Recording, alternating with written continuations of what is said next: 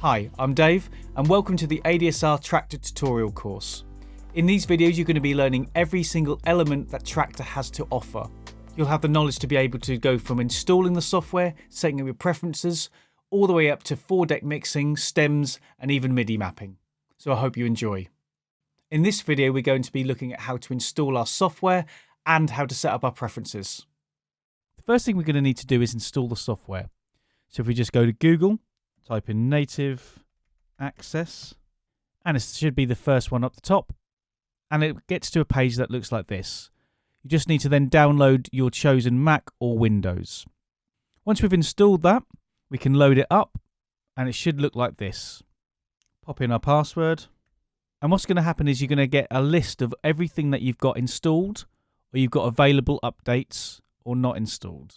So when you're not installed, you should then see your Tractor Pro 3, for instance, and you'll be able to click on install. So it should look like Tractor Pro 3, and you've got the full version. In native access as well, you can choose to log out, and you've got your preferences. In here, you can choose your download locations, application locations, and content. This is particularly good if you have lots of sound packs, and you want to save the content onto an external hard drive, and you have the application on your actual main hard drive. Then you have your settings in there as well. Once that's installed, we're good to go. So here we have Tractor Pro 3.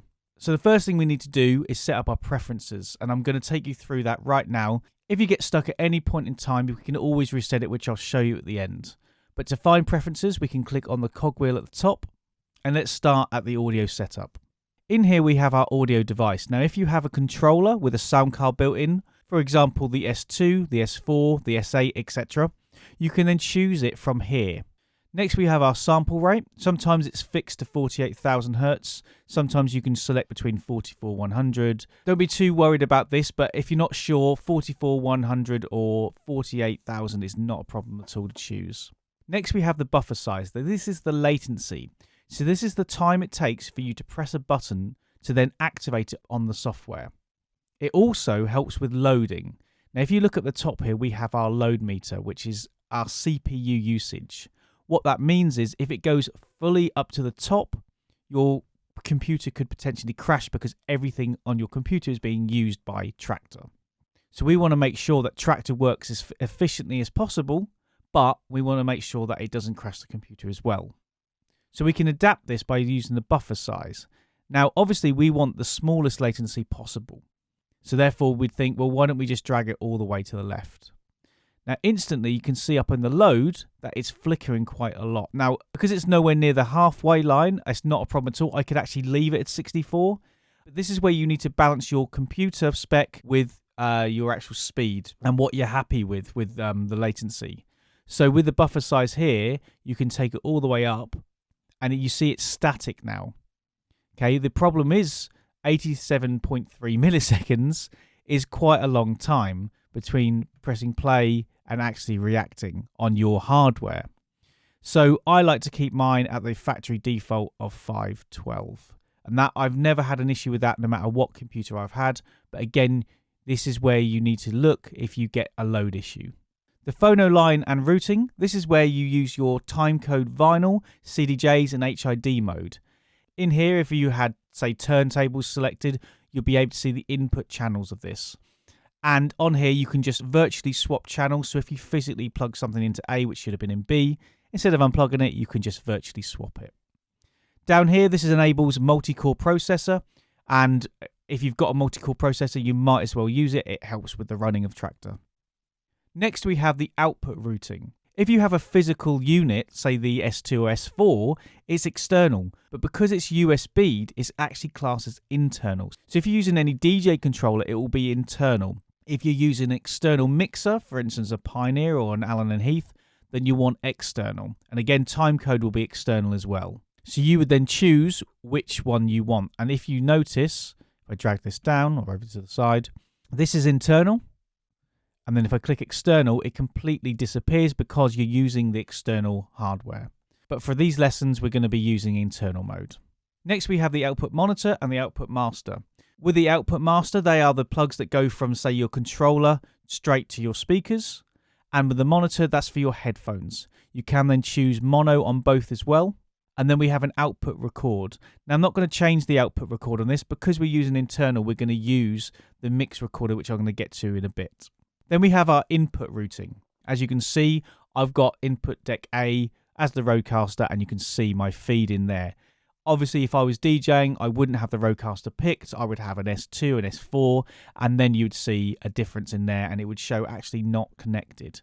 Again, this is where you would then choose your options when you are routing to timecode, Pioneer, HID mode, etc., etc. But for internal mode, we don't actually need to worry about it. Next, we have external sync. This is where we have a link button, which can be located up the top here. This is where Traktor can link virtually to other softwares such as Ableton and Machina.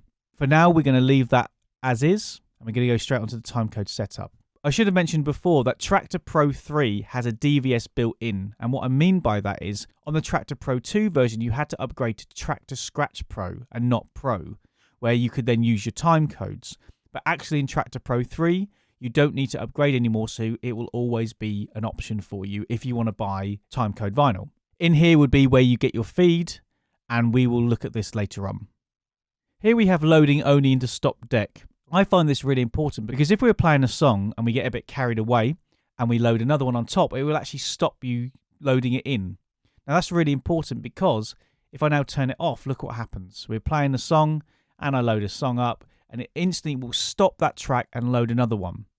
That means the music coming out will instantly stop, and that might not be what you want. So I always have mine checked, but these are preferences for you to choose. Then we have stop playback at the end of track. So if we've got the track here and it goes all the way to the end, you'll then see it stops dead on. There we go. It will stop there, which means I can then load another track. If we didn't have that option selected, what would happen is we play this song and it would get to the end. And even though the lines are gone, it still carries on. So then if I want to load another track, because of option 1, it then stops that. So you have to pick and choose what you want. The next is duplicate deck when loading same track. And what that means is if we were playing a song here, and for whatever reason I wanted to duplicate it, it could be for tricks, it could be for the fact that it might be a little fault with the controller on deck A, we can just click over here, drag it, and it will instantly put it into the next deck and carry on exactly where it is. You see they're now perfect. Any cue points will then remain the same. So why would you want that, where you might be a turntablist and do some back spinning, which will be nice and easy to get the same point, or you might have a problem with one of the controllers or faders and you just want to use another deck. So you can do that in all 4 decks. The next option we have is load next to end of track. That means the moment it finishes here at the end, it will instantly jump up and load the next track. I personally don't like that because I like to choose the next track because it might go in a different direction depending on the crowd. Next is initially cue to load marker. For now, can you have that ticked because I'm going to show you in another video about cue points, and now that's going to be relevant then. Same with the activate fade in and out markers. Cruise loops playlist is to do with our cruise mode, which we'll see in the next video. Then we have our resetting all decks controls and all mixer controls. Now, this is something that you need to use to get used to, but I always have mine turned off unless I'm DJing on my laptop. And the reason being is if, for instance, I decide, let's have both of these on, and I'm moving this to there, that down there, this up here. Let's just say that is how we've finished our track. Now, physically, your controller will look like that. This is what will happen if I load up the next track. It instantly resets every single thing on the mixer and the deck. Like I said, for those of you who are DJing on laptops will be really good because you don't have to go through and double click everything. But the problem is if, for instance, you have it in a different mode where you don't see half the controls or even like this, then your hardware will actually look differently to the software. And you may think that it's one way, but it's actually another because software overrides hardware. Have a think about what you want to do on there. I personally have mine both turned off, so I know that my physical hardware and my software are completely the same. On transport, we have a wonderful option here, so we can change our tempo for our song from 2% to 100%. In an ideal world, if you're DJing the same sort of genre with the same rough BPMs, you would want the smallest percentages possible because we have then the largest increments on our tempo fade. What I mean by that is if we do 2%, You notice it says 126, and then I move it individually. I can move it really fine. Okay. If I then choose 16%, you'll notice that it's bigger increments and it's harder to do. So in an ideal world, you want the smallest percentage, which makes the largest increments. But most turntables are 8%, so 8 and 6 you should be fine with. Just be aware on 100%, it will literally go from normal. Then you've got double speed, which will sound crazy. And then we've got a 0 here. So then if you do want to use it as a kind of a wind up, that's a good option. So I'm going to leave mine on 8%. Next, we have the tempo bend sensitivity, which is this here. I like to have mine on 100% because I'm used to it. But if you feel it's moving too quick or too slow, you can adjust it here. Next, we have our sync mode. We have tempo sync and beat sync. What this does is if I have these on sync, I can adjust them. And if I have them on beat sync, I can't. So everything is done by beat grids, which we'll get onto in another video. So if we press play on here, and we press play on here as well, they're perfectly in time. Now, if the beat grid was wrong, we could then adjust one like that. You can hear they're going out of time now. But if the beat grid was out of time, we could adjust it. Now with the beat sync, it's impossible to do that. So if we go back, and if they are wrong, we couldn't move them at all. So that's entirely up to you how you use it. I always have tempo sync on because therefore if there is an issue and I need to adjust it, I can. Don't worry too much about the auto master modes at the moment. It basically means can an on-air deck and a remix deck be a master tempo. What a master tempo is if I press play on here and I decide to use that as the master, you can see I can now use this and it moves deck A as well. If I decide the master clock's the master, they all get grayed out. So it's basically up to you. Next we have scratch and normal on key lock. To be honest, if you are a turntablist and you do scratch, you're going to turn key lock off anyway, but have a play with these two to see which one you prefer. Next we have loops. To be honest, I don't take any notice of this because every loop I have is different, so I don't actually use this at all. Play count is the minimum play time. What play count does is actually reminds you with a little tick whether you've played the song or not. Now this is really good if you do a really long set and you can't remember if you've played that song or not, because after 5 hours it gets a little bit blurry. So if it's played after 1 second, it will give an instant tick to say that, yeah, you've played it. Now, I don't like to have it on 1 because I actually like to preview my songs on the deck. So I have mine on 10 seconds because then I can listen to it and go, yeah, that's fine for me. But you can have it all the way up to a minute. So you play it for a minute and then say it's played. So it's entirely up to you. Beat counter to me is similar to loops because all our phrases are different in our songs. So having 4, 8, 12, 10, whatever you want, doesn't make any difference at all. Play with it if you want to, but I don't use it. Next we've got our mouse control, and it's vinyl versus snap. So we're talking about beat grids again. So if we have it on vinyl mode, we can scroll through the song and we can get really fine tuned in there. But if we have it on snap, it only snaps to each individual bit. So if I move here, you can see it's moving, but I can't scroll left and right. So I always have mine on vinyl. And lastly, in this section, we have cue play or cup mode, and it's just on instant or release. So here we have a cup. So that means if we press down and hold, and on release it plays. Or if we have it on instant, we can just, the moment it's clicked, it plays. Next, we have decks layout. In the deck flavor, what they class as flavor is the type of deck. So if you click down here, we have a track deck, we have a remix deck, we have a stem deck, and a live input. We will be covering all these in later videos. Just so you know, with the live input, this is for external sources. So if you're using a microphone or a phone or a turntable with actual records instead of timecode, this is the option for you. You can also click on the letter and you can choose the deck flavors there. Next, we have an option for 1, 2, and 4 decks. Now, this becomes apparent when we look at the browser mode, which we will look at later on.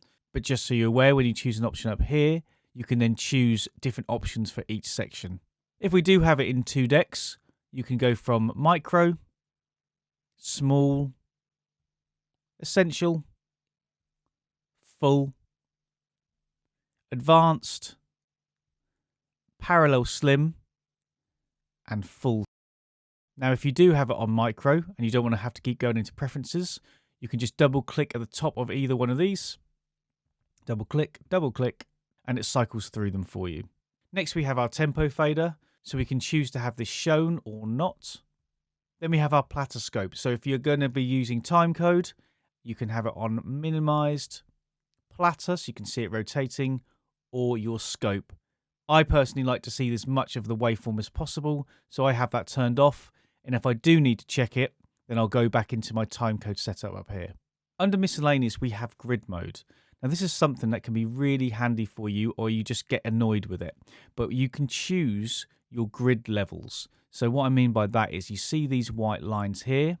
We have them in dim at the moment. If we choose full, they're quite bright now. Then I might not see a massive difference, but if we zoom out, it's pretty much all we can see. It's quite in your face. So go back to dim. It makes it a bit easy to see. You can also have it on ticks. So it's just little bits up and down, and you can turn it on invisible as well. Now, once you've set the beat grid, you can change it to whatever you want to invisible so you can see the waveform. However, I would advise to keep it on either full or dim, just so you can see them when you're setting the beat grids. Next is show minute markers, and that is this marker here, 1, 2, 3. I can turn them on and off. Show bar markers. Now, what that does is they are the ones. So if I've set this to say this is the 1 beat, 2, 3, 4, 1. So I can see at a glance all my first beats of the bars.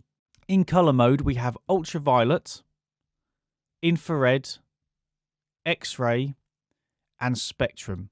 I would advise spectrum because not only does it look the prettiest, and we're all up for that, but also the colors mean something. So the reds are the low-end frequencies, such as your bass drums, and then you've got your pinks, which are your bass lines, and it goes up to your greens and blues, which are your mid-range. So, for example, your vocals, your melodies, your guitars. And then we've got our yellows, which is our top end, so like our hi-hats and our noises.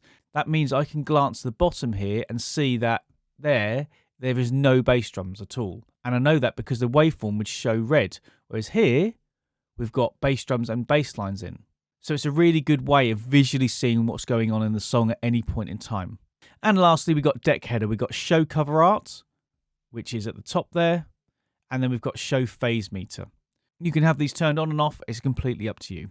In our track decks, we have options to change any of these from titles to labels to mix to anything you want. So you really do have a play on this. I personally like to have this as my setup so I can see my time remaining, the time of the song, the key of the song, and our BPMs, original and what it is now. But it's entirely up to you. And then we have our advanced tabs, which are over here, which is move, cue, grid, which you can choose there. In this miscellaneous, we've got our track end warning. So if we go down to 33 seconds and I press play, when it hits 30, what it's going to do is it's going to flash. And that's warning you that we've only got 30 seconds left. And remember that it might say 30 seconds left, but the song's actually finished here, but it still says 9 seconds. So where you've got 30-second warning, that was actually only 21 seconds. So you'd have to know your songs and just be aware. You can have this everything from 0 to 2 minutes. And again, it's entirely up to you how you use it. Next, we have our play marker position. This is basically our needle head. So if you look here, you can see our red line. And that is where we have our music. So if we move that, that's what we're hearing. Okay. If we have it all the way to the front, our play head is there. That means some people like to have this so they can see what's coming. So they've got a lot more visual of what's coming along. And some people like to have it this end, which you can't actually see now. So be careful on that. But you can have it there, and therefore you can see what's gone. I like to have mine in the middle. Up to you. Next, we have the stripe view.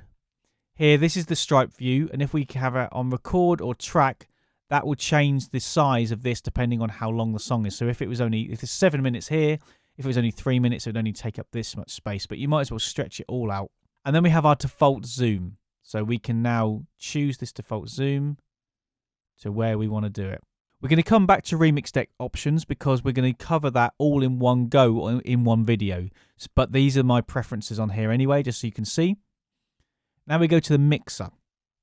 Here at the top, we actually have a selection, which is really, really cool, of EQ types. So we can have classic, which is the classic style of Traktor, and the Z ISO, which is the new version of Traktor.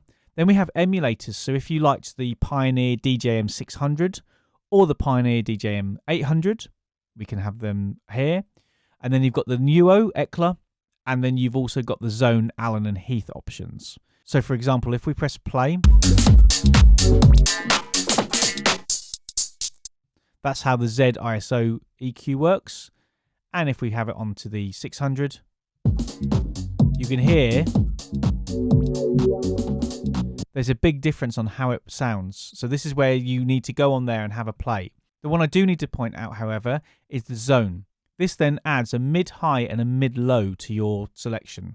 Now that's all well and good, but no Native Instruments controller and any other controller apart from Allen and Heath offers the high, mid, high, low, which means you won't be able to use one of them. So again, keep that in mind if you choose that option. But you could also MIDI map it if you wanted to. And the next thing we have is the filter type. So we have a ladder, a zone, and a Z. And again, if we just show you the options.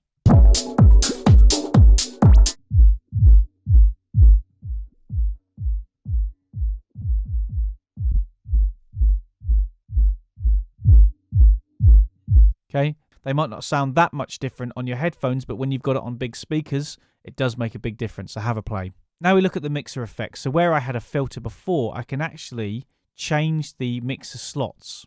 This is only relevant on the new S4 Mark III and the new S2 Mark III because you have options to choose 1, 2, 3, 4, and maybe 5.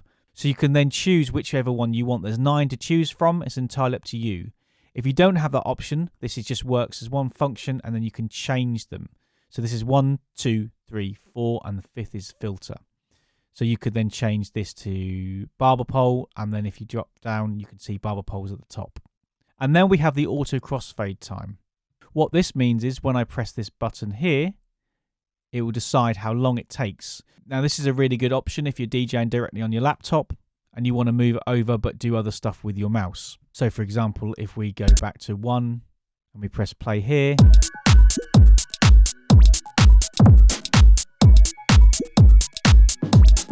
it moves over.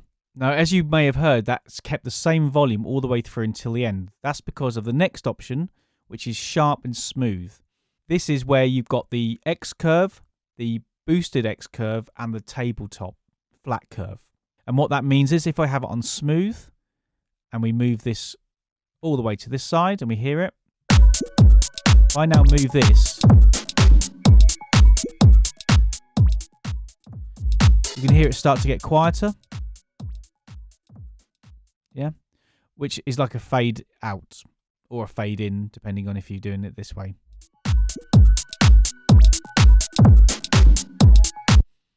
But as you heard before, if you had it on sharp, it's only just a little motion. Now that is useful if you want to scratch, if you're into turntablism and things like that. The other reason why I have it like that is because I don't like to have my crossfader dictate the volume of the actual track. So if I accidentally knocked it, it would change the volume. So I like to have mine completely on flat, so it doesn't matter where I am in here, in the parameters, and then I can use my fader up and down to do that. In the level section, we have enable auto gain. So if I click that, you'll see a light appears. And if I then tap that, it's going to auto gain to what it thinks is 0 on this track. If I load this track here, it's gone to +7, 0.8, etc. So this means that it will instantly try and work out and adjust the volume. But the problem is sometimes it's not going to be accurate and you need to use your ears. So I personally have mine turned off completely, which means I have to then check the levels of the songs. And then we have the enable limiter.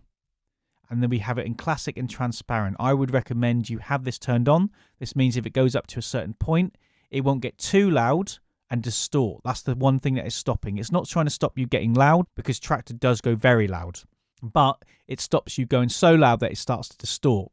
So you get up to a certain level and then it then starts pushing backwards. So I'd recommend the limiter type is transparent. This is their new one and it's a lot nicer and doesn't force things too hard. Headroom, entirely up to you. -3, -6 is entirely up to you how you want to do it. If you do -6 and you can't get up to the right volume, change it to -3 and you might see a difference. Lastly, you can then choose your mixer layout, so you can take out the EQs if you want to, you can have your filters out, or you can have your crossfader removed if you need to. Again, I like to have everything on my screen so I can see that the software and the hardware are talking to each other.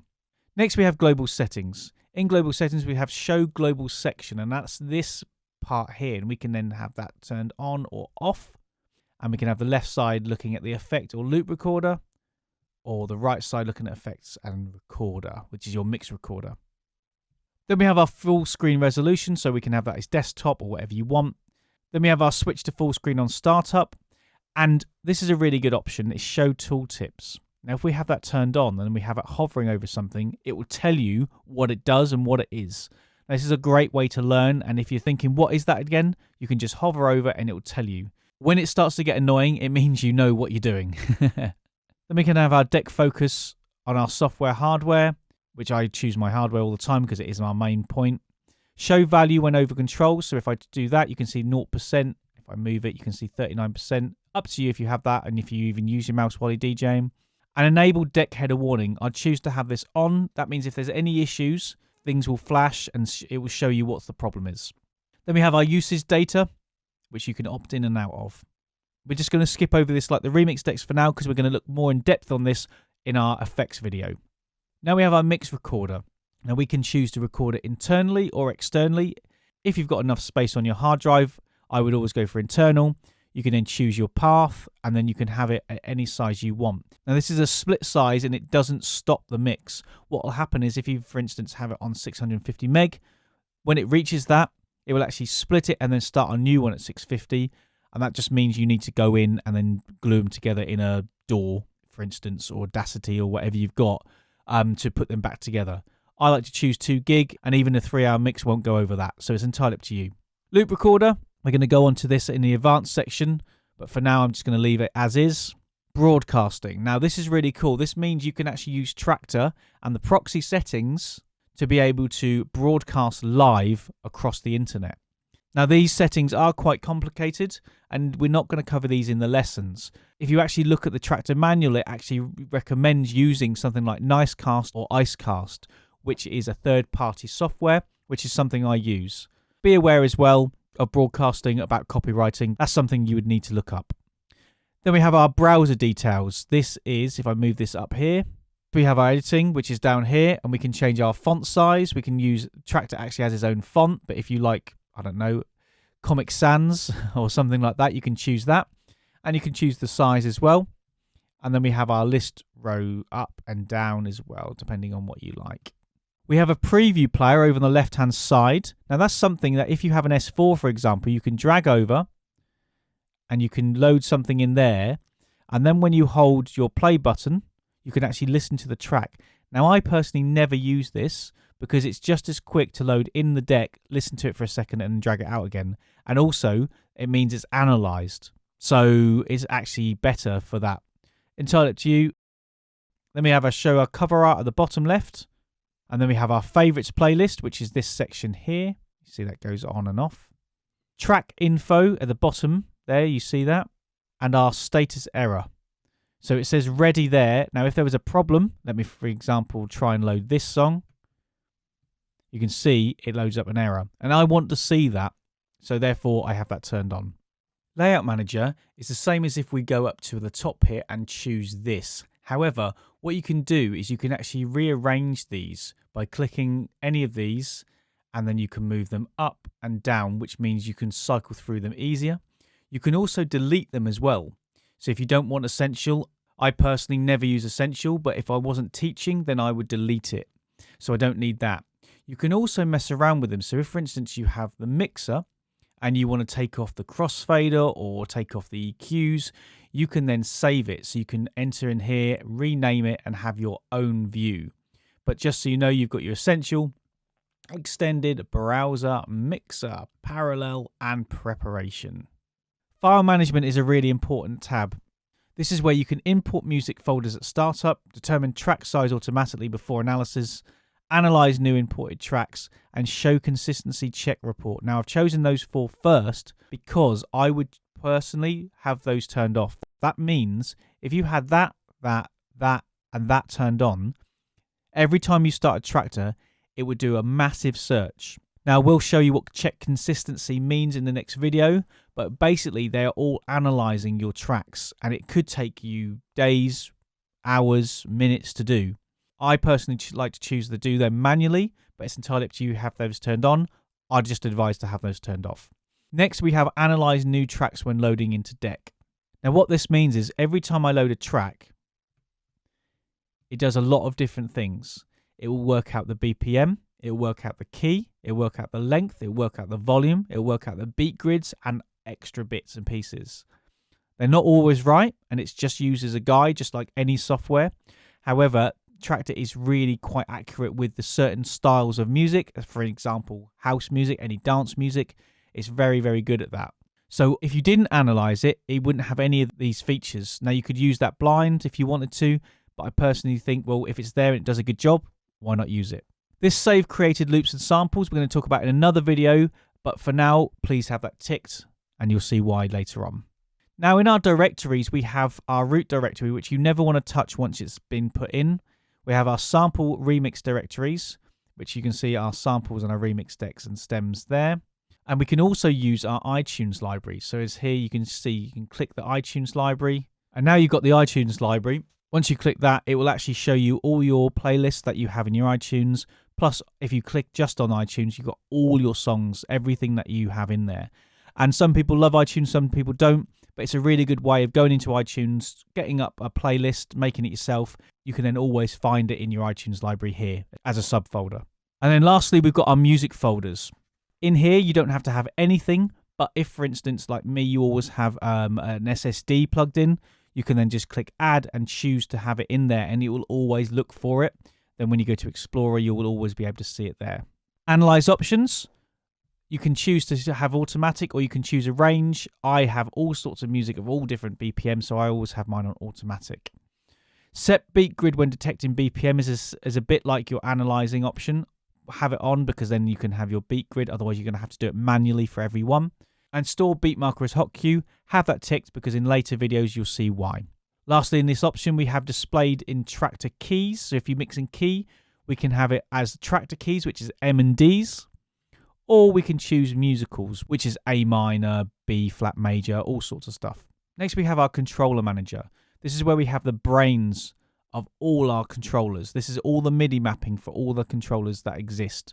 And when you add a new controller, it will add a new mapping here. Otherwise, it won't work with the software.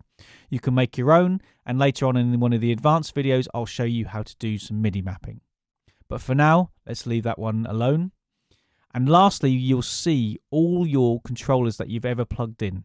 Let's, for example, take the S4 Mark III, which you may have, and you can see the options in here. In the next video, I'm going to go over these options more thoroughly, but for now, we're going to leave them alone.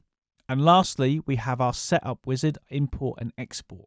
I totally would advise you to mess around because these are preferences after all, not must-haves.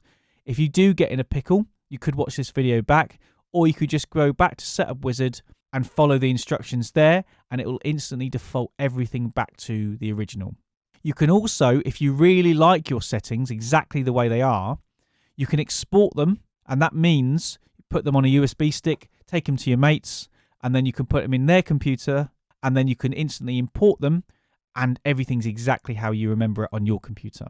Now this video is quite a long-winded one, but I wanted to show you all the preferences so you're not scared to delve in there and get your hands dirty and try and get the tractor to act the way you want it to, not the way it's been defaulted. Everyone's different and everyone likes different preferences. Thanks for watching this video, and I'll see you in the next one.